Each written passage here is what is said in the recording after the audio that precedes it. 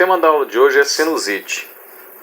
Sinusite é uma complicação de um resfriado comum, bem como também uma complicação de uma gripe e até mesmo de uma rinite alérgica. Então trata-se de uma complicação, de uma infecção do trato respiratório superior, onde essa inflamação decorrente do processo viral ou de um processo alérgico leva a um processo inflamatório, lesão do epitélio, acúmulo de secreção, o excesso de secreção, que pode favorecer o crescimento da própria microbiota da nasofaringe, ocasionando o acúmulo de secreção nos seios paranasais e posteriormente a sintomatologia.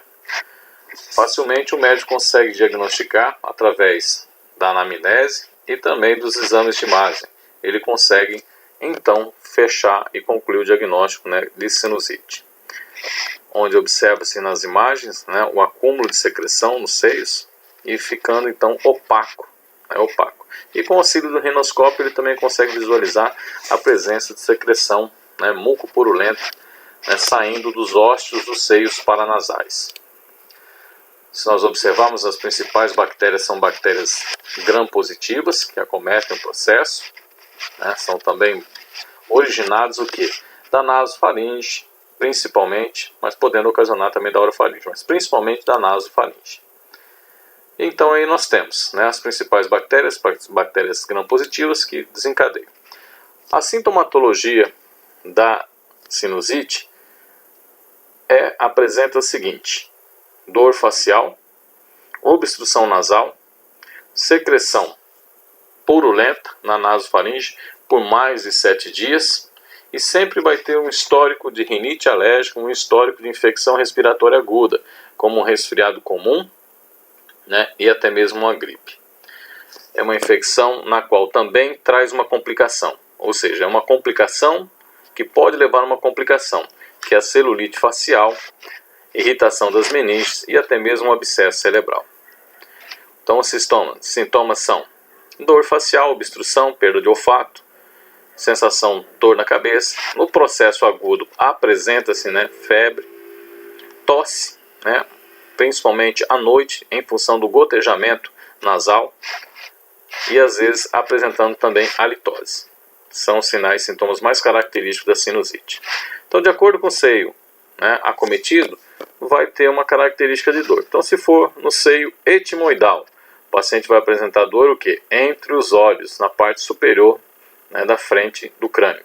Se for no seio frontal, ou seja, no seio frontal nós vamos ter uma dor na parte superior da cabeça. Se for no seio esfenoidal, vai ter dor na parte posterior da cabeça. E se for no seio maxilar, vai estar apresentando um processo doloroso na arcádia dentária, como se fosse uma dor de dente. É claro que somados outros sintomas, como obstrução nasal, secreção mucopurulenta, dor facial e, além disso, a perda de olfato.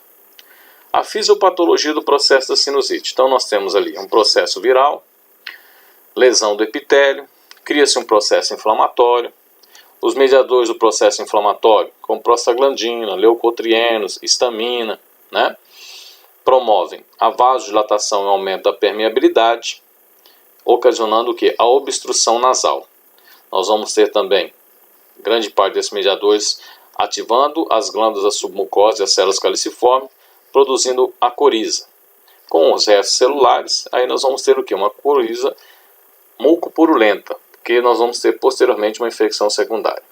Muito bem. Na resposta adaptativa, nós vamos ter o natural killer. Nós vamos ter o natural killer na resposta inata e no adaptativo os linfócitos T citolíticos. Porém, com a lesão do epitélio, abre porta de entrada para a própria microbiota, certo? Uma vez a microbiota se multiplicando, os fagócitos posteriormente começam a fagocitar e a secreção se torna mucopurulenta.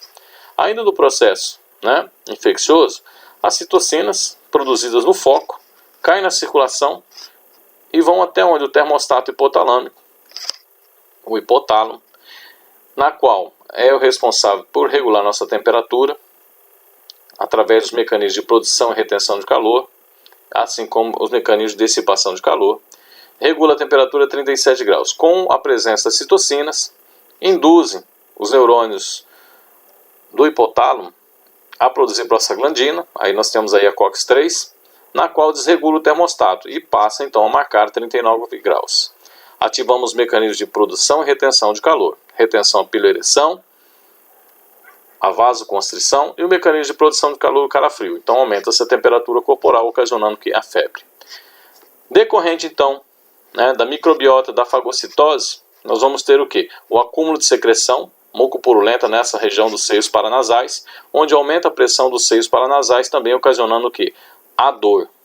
A dor decorrente do mediadores do processo infeccioso, decorrente do aumento de secreção, acúmulo de secreção e decorrente do aumento da pressão desse processo. Muito bem. Esta é então a fisiopatologia da sinusite. Como intervir? Nós temos 3 pontos cruciais para intervir. A melhora sintomática, a fluidificação de secreção e combate ao agente infeccioso. A melhora sintomática nós vamos ter que intervir na obstrução nasal, na dor e na tosse. Daí então, vamos trabalhar então com os AINES, anti-inflamatórios não esteroidais, os esteroidais, que são os corticoides, a associação do antihistamínico com alfa-adrenérgico para alívio sintomático. Na fluidificação, podemos utilizar 2 grupamentos, os mucolíticos e os mucorreguladores. E no combate ao agente infeccioso, aí nós temos então os antibióticos. Lembrando, grande parte das bactérias que acometem os seios paranasais são da própria nasofaringe, ou seja, são bactérias gram-positivas. Então nós vamos ter lá o antihistamínico associado com alfa-adrenérgico. Seria ali, trabalhando ali um Allegra D ou algo assim, sempre com descongestionante, diminuindo a obstrução nasal e diminuindo a produção de secreção. Trabalharemos o que? Os mucolíticos, acetilcisteína, e também o que? Os músculos reguladores. Lembrando aqui, que o paciente tiver intolerância gástrica, os mucolíticos são contraindicados, porque eles também vão degradar o músculo do estômago, na qual protege o estômago, dando então preferência para os mucorreguladores, como a bromexina, o ambroxol. Os AINES, nós estaremos diminuindo a febre, diminuindo a dor, e aí nós temos os antibióticos combatendo a infecção, dando preferência para os beta-lactâmicos, onde se incluem as penicilinas, cefalosporinas. Ok? Em segunda escolha, os macrolídeos, como a eritromicina, a azitromicina, a claritromicina, sendo que a mais utilizada é a azitromicina. E por último, nós temos então a sulfametoxazol com trimetoprim. Muito bem. Podemos estar utilizando também os macrolídeos, os aminoglicosídeos. Bom, os aminoglicosídeos têm um inconveniente, que seria as lincomicinas, que só tem na forma que injetável, mas também seria uma opção para diminuir o quadro infeccioso. Mas sempre dando preferência aos beta-lactâmicos, macrolídeos e sulfametoxazol com trimetoprim. Muito bem, chegamos então ao nosso final da aula, colocando também as complicações da sinusite, onde nós temos grande parte, se porventura esse processo infeccioso atingir o tecido ósseo, que é de baixa irrigação, nós vamos desenvolver uma osteomielite, e aí de difícil tratamento, porque nós teríamos que escolher antibióticos com boa distribuição e boa concentração em tecido ósseo. E por último, o abscesso cerebral, grande parte daquela secreção acumulada nos seios paranasais pode adentrar ao sistema nervoso e aí desenvolver um abscesso cerebral.